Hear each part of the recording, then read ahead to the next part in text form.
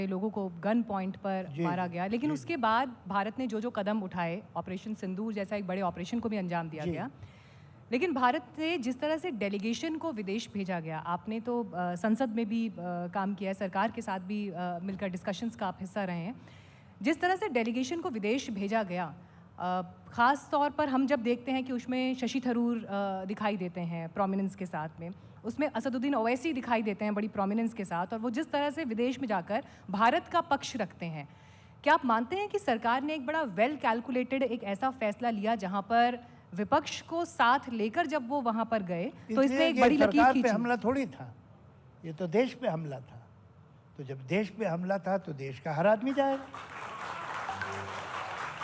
जब सरकार पे हमला होगा तो ये लोग जो गए थे इनमें से बहुत से ऐसे जो सरकार पे हमला करते हैं और करते ही रहते हैं, मगर ये सरकार पे हमला नहीं था, ये देश पे हमला था। तो जब देश पे हमला होगा तो सब एक, वो बाकी बातें हमारे घर की वो करते रहेंगे हम।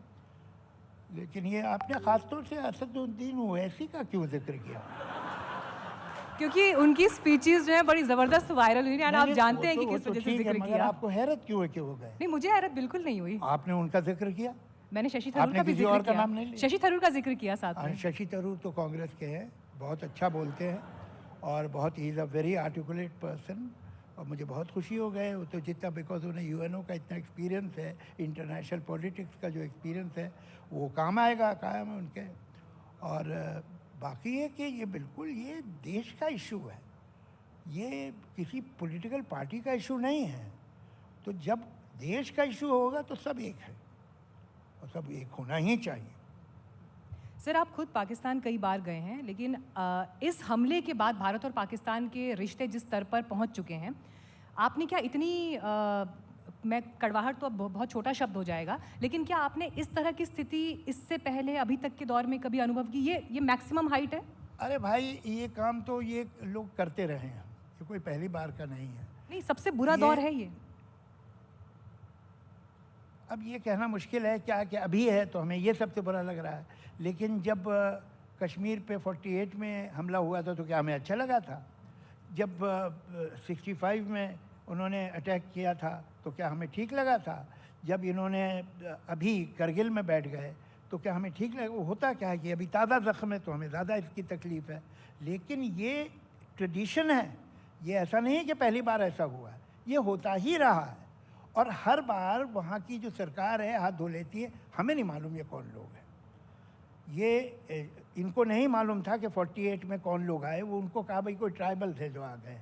करगिल में जो आए उनकी सरकार ने कहा कि हमें नहीं मालूम करगिल में कौन बैठ गया आके, तो उनका कोई कभी संबंध नहीं होता, लोग खुद ही आ जाते। अभी भी जो पहलगाम में हुआ उनको कुछ नहीं पता कि कैसे आ गए। तो ये तो कोई नई बात नहीं की उन्होंने, यही करते हैं। मगर एक बात जब बात ही निकली है तो मैं आपको एक और बात कहूँ, दुनिया का कोई मुल्क जो है वो मोनोलिथ नहीं है कि ये मुल्क की राय है, ये मुल्क ऐसा है। ये इतना ही गलत होगा जैसे मैं कहूँ किसी शहर का नाम लूँ कि उस शहर में सारे आदमी बड़े कंजूस होते हैं। अरे भाई, हर शहर में हर तरह के आदमी रहते हैं, ऐसे ही हर मुल्क में हर तरह के आदमी रहते हैं। सच तो ये है कि हम एक बात से अनअवेयर हैं जो हमें मालूम होना चाहिए कि पाकिस्तान में करोड़ों ऐसे लोग हैं कि जिनका बस चले तो हिंदुस्तान से आज दोस्ती कर ले, लेकिन उनके पास कोई पावर ही नहीं है।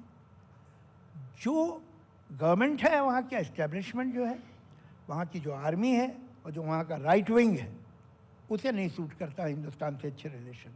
आम आदमी को करता है, और क्यों नहीं करेगा? ये इतनी बड़ी मार्केट है, यहाँ कैसी कैसी यूनिवर्सिटीज़ है, यहाँ पर जो कल्चरल सीन है वो कितना रिच है। तो वो वहाँ का जो यंग आदमी होगा वो तो यहाँ आना चाहेगा, यहाँ काम करना चाहेगा, यहाँ एंटरटेनमेंट इंडस्ट्री में काम करना चाहेगा, यहाँ कॉरपोरेट्स में काम करना चाहेगा। यहाँ पर जो बिजनेसमैन है पंजाब का, पाकिस्तान का, वो यहाँ कोलैबोरेट करना चाहेगा यहाँ के बड़े बड़े बिजनेस हाउसेस से। उसे क्या फ़ायदा हो रहा है हिंदुस्तान से रिलेशन ख़राब कर? उसका तो नुकसान ही नुकसान है। लेकिन फ़ायदा हो रहा है राइट विंग को वहाँ के, इसलिए कि उसका एग्जिस्टेंस हिंदुस्तान